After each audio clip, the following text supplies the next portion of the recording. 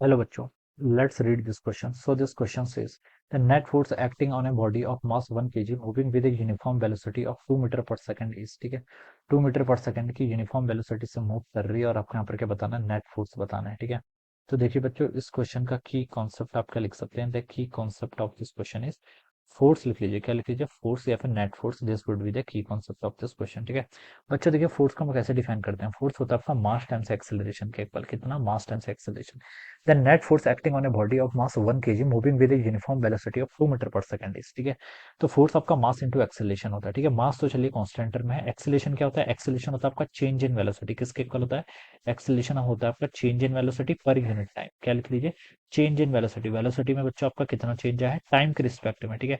Divided by time आ जाएगा, ठीक है। This is my acceleration.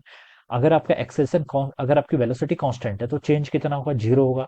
Divided by time कुछ होगा तो एक्सेलरेशन यहाँ से कितना आ जाएगा आपका? जीरो के इक्वल आ जाएगा, ठीक है।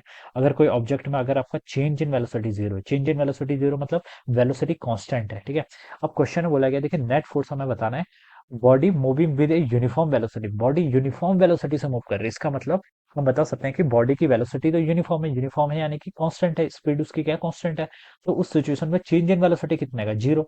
चेंज इन वेलोसिटी जीरो तो एक्सेलरेशन जीरो। एक्सेलरेशन जीरो तो यहाँ से बता सकते हैं फोर्स भी कितना आ जाएगा आपका? जीरो के इक्वल हो जाएगा। तो जो नेट फोर्स आना चाहिए वो कितना आना चाहिए? जीरो न्यूटन के इक्वल। किस कंडीशन में? अगर आपका चेंज इन वेलोसिटी जीरो के इक्वल है। जो क्वेश्चन में आपको बोला गया है कि बॉडी आपकी यूनिफॉर्म वेलोसिटी से मूव कर रही है, तो net force acting will be zero, यानी कि जो आपका डी ऑप्शन है that will be the correct answer of this question. Okay रहेगा इस क्वेश्चन का आपके यहाँ से correct answer. Okay, so option D would be the correct answer. So I hope you all understood this concept. All the best and thank you so